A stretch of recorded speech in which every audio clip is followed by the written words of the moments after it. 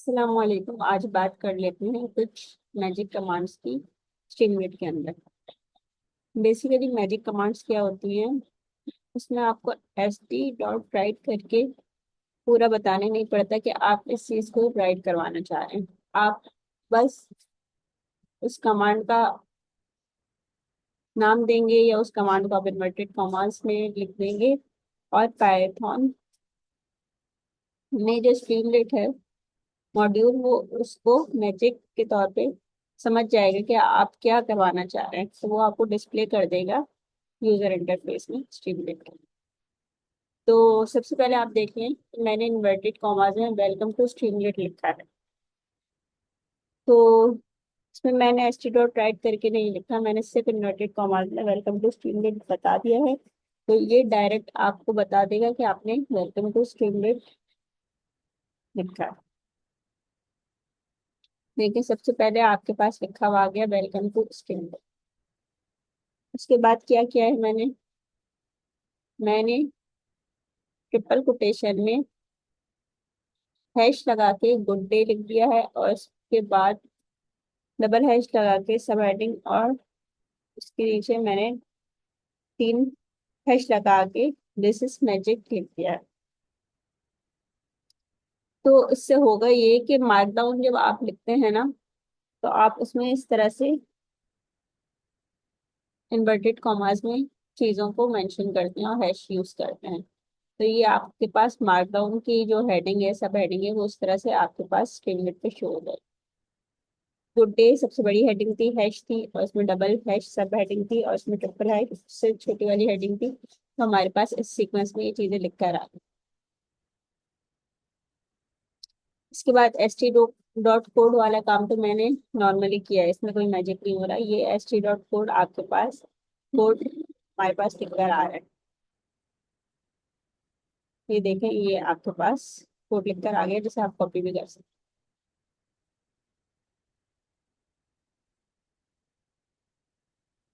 अगर मैं इसे कॉपी करूंगी तो ये आपके पास डिस्प्ले भी हो जाएगा।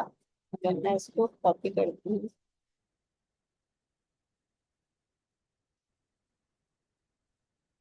तो यहाँ मैं इसको प्रिंट करवाना चाह रही हूँ।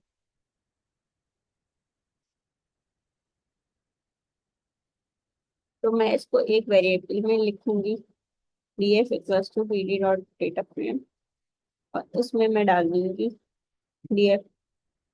अब मैं सिंपल वेरिएबल दे रही हूँ df का। अब देखते हैं ये क्या करता है।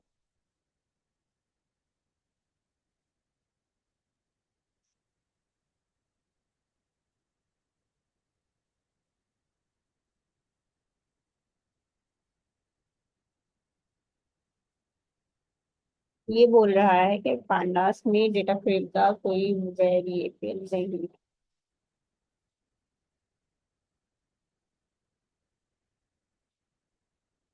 असल में डेटा फ्रेम का हमने जो मेथड लिखा है, उसमें हमने स्मॉल में लिखा है, और हमने से सही वाला मेथड को कॉल कर लिया। हमारे पास ये कैपिटल में है डेटा फ्रेम। तो जब हम इसे कॉल करते हैं, हम देखते हैं क्या होता है।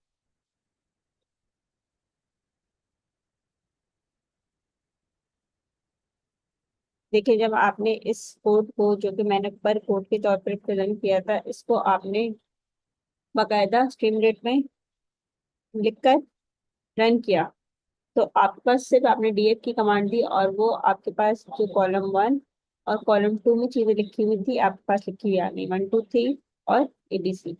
इसी तरह मैंने एक और एग्जांपल दी है, इसमें मैंने 3 कॉलम्स लिए।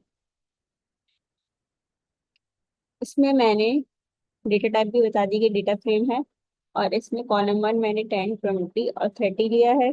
कॉलम 2 में एप्पल मैंगो बनाना लिया। कॉलम 3 में मैंने लिस्ट ली है, कि लिस्ट में आप स्ट्रिंग जब डालते हैं, तो बेसिकली स्ट्रिंग को लिस्ट में कन्वर्ट कर देता है, और इसके अंदर जितने भी लेटर्स होते हैं वो इंडिविजुअल सेपरेट एलिमेंट्स होते हैं लिस्ट के।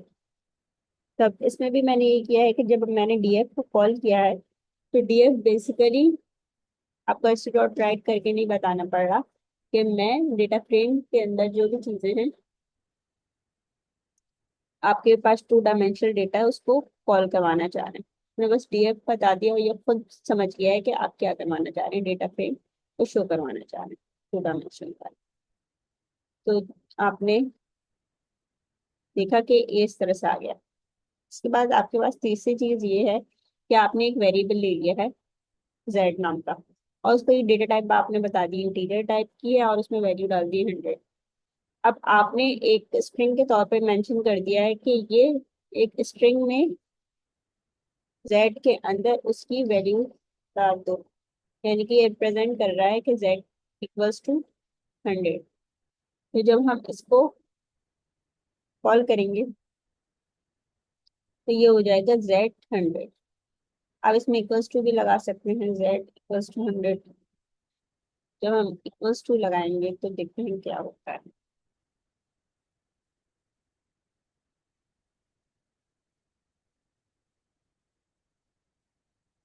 देखें, आपके पास इक्वल्स टू भी जेड के साथ लिखा हुआ आ गया, यानी कि आपने यहाँ वो चीज लिखी है जो आप एक तरह से प्रिंट में इन्वर्टेड कॉमास में कोई भी चीज बताते हैं कि ये काम हो रहा है। और फिर हमने वेरिएबल की वैल्यू पास कर दी है जो कि 100 थी, जेड पास किया है तो 100 आपके पास आ गया। फर्दर मोर हम देख लेते हैं कि इसके बाद हमने क्या किया है, ग्राफ कैसे बताए हैं स्ट्रीमलेट को मैजिक की कमांड्स के जरिए।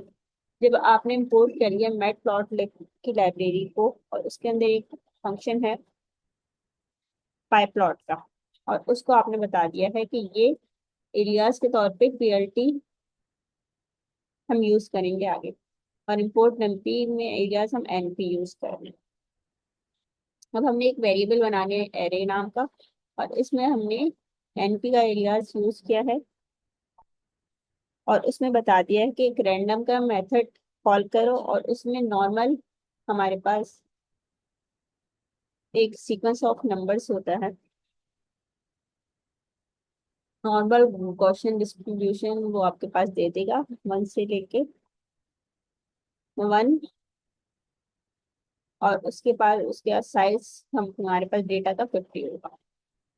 और फिर आप ये जो भी डेटा है, जो भी ग्राफ में आप शो करवाना चाह रहे हैं 50 नंबर्स का, तो आपने पहले बता दिया कि फिगर, यानी कि एक वेरिएबल फिगर ले दिया जो कि आपके पास बैक पे कैनवास तो डिस्प्ले करेगा कि आप एक कैनवास में ये नॉर्मल डिस्ट्रीब्यूशन का ग्राफ बनाना है आपने। और एक्स का मतलब है वो आपने एक्स और वाई की वैल्यूज यहाँ पे प्लॉट करनी है जो आपने यहाँ पर की। अब पीएलटी डॉट सब प्लॉट्स का मेथड आपने जब कॉल किया और एक्स में आपने बता दिया कि हिस्टोरिक डिस्ट्रीब्यूशन जो भी है उसमें आप एक्स जो है एरे की चीजों को ले लो, यानी कि ये जो आपने साइज 50 बनाया है, और बिन्स आपने 30 ले लिया। हिस्टोग्राम है ये, यानी कि आपके पास ग्राफ शो होगा जिसमें आपके बार चार्ट नजर आ रहे हैं, और जब आपने फिगर को कॉल किया तो ये आपके पास चार्ट को बनाकर शो कर रहा है।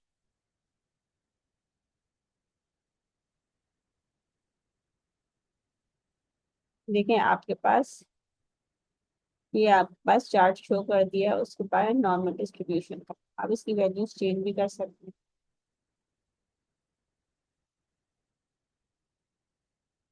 आपने मैटप्लॉटलिब की लाइब्रेरी को कॉल किया, पीएलटी को और नमपी। अब आप चाह रहे हैं कि जो आप ग्राफ शो करवा रहे हैं उसमें टाइटल साइन वेव ग्राफ भी शो हो। इसके अंदर लाइन स्पेस आपने शो किए जहाँ स्टार्टिंग वैल्यू 0 है, एंडिंग वैल्यू 10 है, और इसके अंदर आप कितने नंबर्स जनरेट करना चाह रहे हैं, 100 नंबर्स जनरेट करना चाह रहे हैं। और वाई के अंदर आप क्या शो करवाना चाह रहे हैं कि एनपी डॉट कॉस एक्स। यहाँ मैं साइन लिख देती हूँ,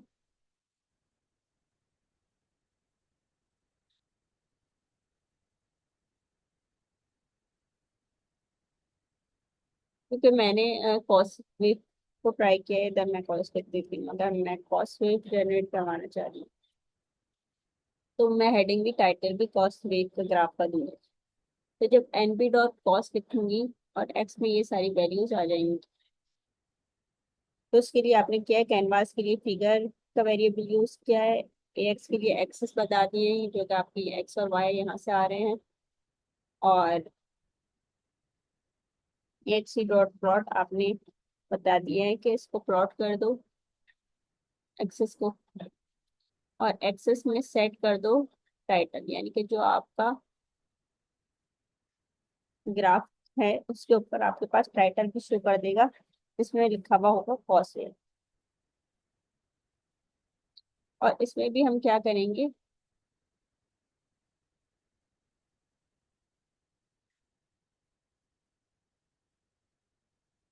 आप simple H T dot plot करके फिगर भी बता सकते हैं, और आप डायरेक्ट इसको मैजिक की कमांड यूज करके बता सकते हैं कि सिर्फ फिगर को शो करो। तो ये आपके पास समझ जाएगा कि आप इसको शो करवाना चाह रहे हैं प्लॉट के ग्राफ कॉस्ट वेव।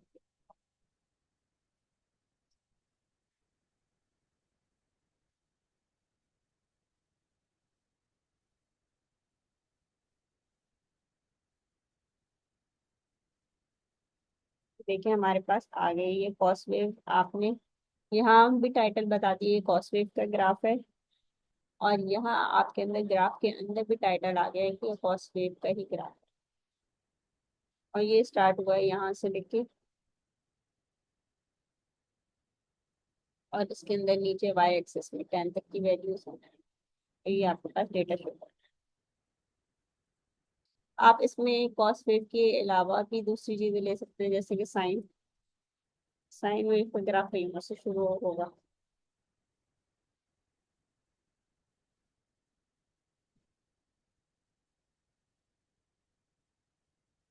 यहाँ भी मैं साइन लिख,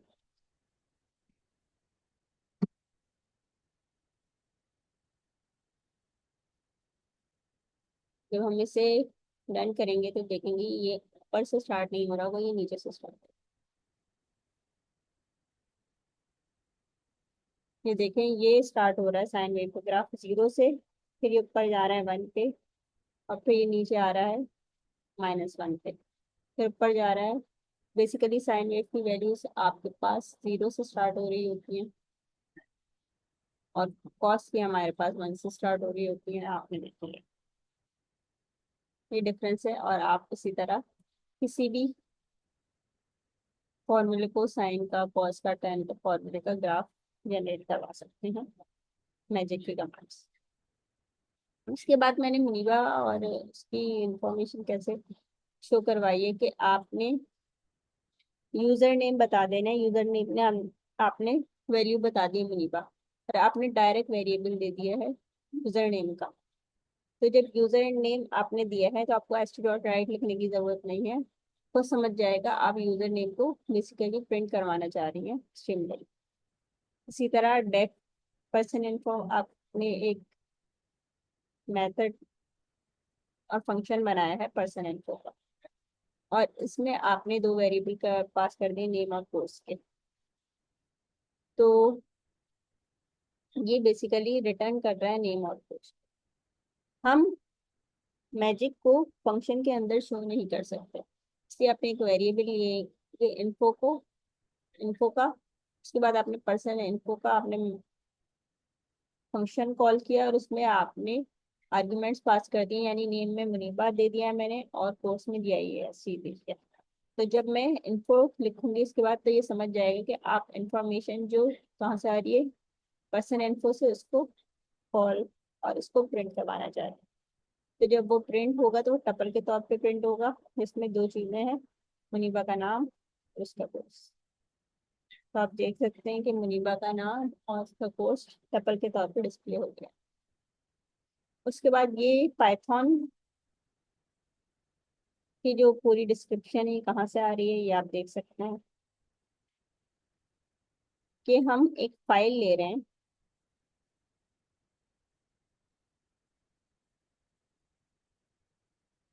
और विद ओपन का हमने एक फंक्शन यूज किया है जो बेसिकली फाइल हैंडलिंग के लिए यूज होता है। और इसमें आपको ये नहीं करना पड़ता कि आप फाइल को बाकायदा मैन्युअली क्लोज करवाएं। ये फंक्शन आपकी फाइल को ओपन करने के बाद ऑटोमेटिकली खुद ही क्लोज कर देता है। तो आपने इसमें पहला जो आर्ग्यूमेंट है उसमें आपने फाइल का नाम बता दिया। फाइल का नाम मैंने यहाँ पे python.txt दी थी, वही फाइल का पाथ आ रहा है यहाँ पर। और उसके बाद आपने मोड बता दिया है कि आर के मोड पे से ओपन कर दो। आर का मोड यानी कि आप रीड करवाना चाह रहे हैं। और एलियास दे दिया है इसमें फाइल का, कि यानी python.txt की फाइल रीड मोड में ओपन करो फाइल के तौर पे।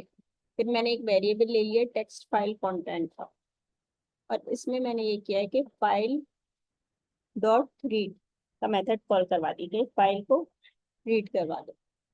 और लास्ट में मैंने किया है टेक्स्ट फाइल कंटेंट जो है इसको कॉल करवा दिया। तो जब इसे कॉल करवाएगा तो ये ऑटोमेटिकली समझ जाएगा कि आप बेसिकली python.txt की फाइल को क्या करवाना चाह रही हैं, रीड करवाने चाह रही है स्ट्रिंग। तो python.txt की फाइल में जो भी चीजें थी, पाइथन की हेडिंग थी, और Python is a versatile and powerful programming language known for its simplicity and reliability. Here are some key features। इसमें कुछ की फीचर्स भी मैंने बताए गए कि सिंपल और वर्सेटाइल पावरफुल लैंग्वेज होने के साथ साथ इसके फीचर्स ये हैं कि easy to learn and use है, इंटरप्रेटेड लैंग्वेज है, dynamically type extensive standard libraries इसमें होती हैं, और ऑब्जेक्ट ओरिएंटेड इसमें यूज होती है, क्रॉस प्लेटफॉर्म है, यानी कि ये विंडोज में, मैक ओएस में, लिनक्स में सब जगह यूज होती है। कम्युनिटी सपोर्ट, यानी कि इसकी पाइथन के लिए बहुत बड़ी कम्युनिटी है जो कि एक दूसरे को सपोर्ट कर रही होती है, कि आपको कोई भी एरर आए तो पाइथन की कम्युनिटी आपको उसका आंसर देने के लिए तैयार होती है। तो बहुत सारे लोग इसमें काम कर रहे हैं, एक दूसरे को सपोर्ट कर रहे हैं, जिसमें प्लेंटी ऑफ रिसोर्सेज हैं, लाइब्रेरीज, फ्रेमवर्क्स हैं डेवलपर्स के लिए।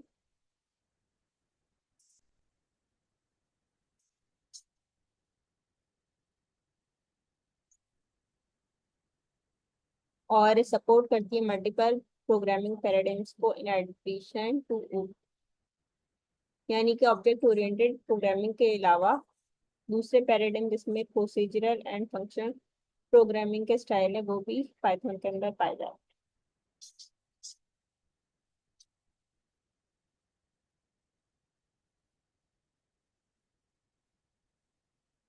और इसके अलावा ये rich ecosystem of libraries framework है, इसमें बहुत सारे फ्रेमवर्क आपको देखने को मिलेंगे।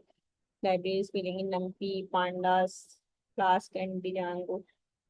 ये थर्ड पार्टी मॉड्यूल्स हैं आपके पास। और स्ट्रॉन्ग इंटीग्रेशन कैपेबिलिटीज है, Python can easily integrate with language like C, Java. तो बेसिकली बताने का मकसद ये है कि ये पूरी की पूरी जो टीएक्सटी की फाइल है वो उसको शो करवा देगा। दूसरी चीज मैंने ये लास्ट में ये की है, ये टीएक्सटी फाइल को तो ये बेसिकली आसानी से रीड कर लेगा इस मेथड से।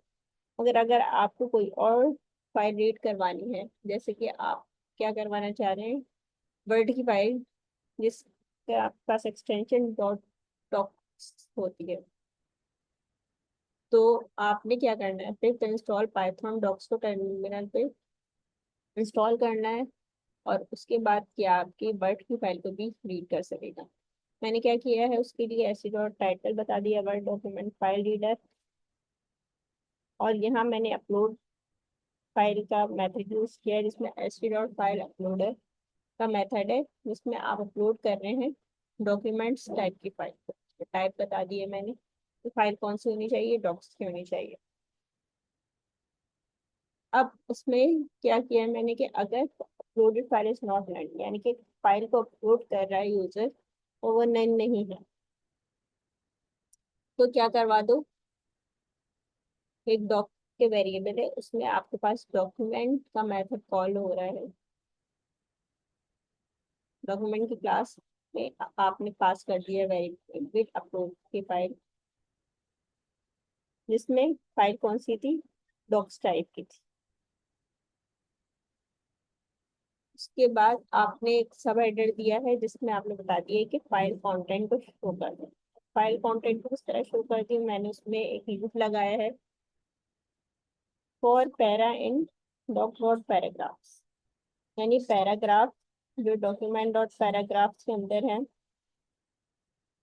तो उसमें अगर para dot text dot strip,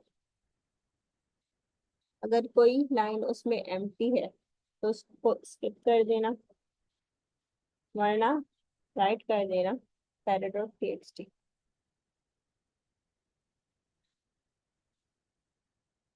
आप इस चीज को यहाँ पर एस टी डॉट राइट की जगह पैरा डॉट टीएक्सटी को डायरेक्ट लिख सकते,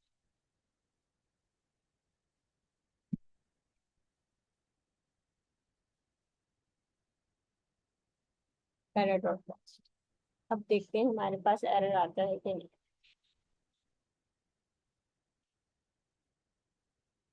हम यहाँ पर गए और हमने ब्राउज की फाइल्स,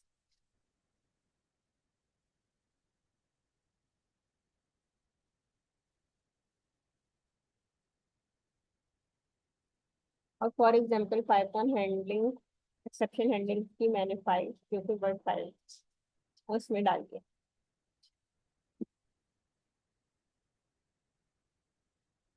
तो देखिए आपके पास ये लिखा हुआ आ गया पाइथन एक्सेप्शन हैंडलिंग एमसीक्यूज की फाइल है ये, और उसमें फाइल कंटेंट मेरे पास क्या मौजूद है, मल्टीपल चॉइस क्वेश्चंस है एक्सेप्शन हैंडलिंग।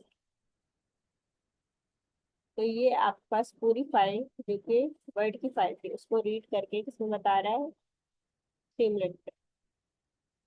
तो आज के लिए इतना ही, मिलते हैं नेक्स्ट वीडियो में रिलेटेड इंशाल्लाह। अल्लाह हाफिज।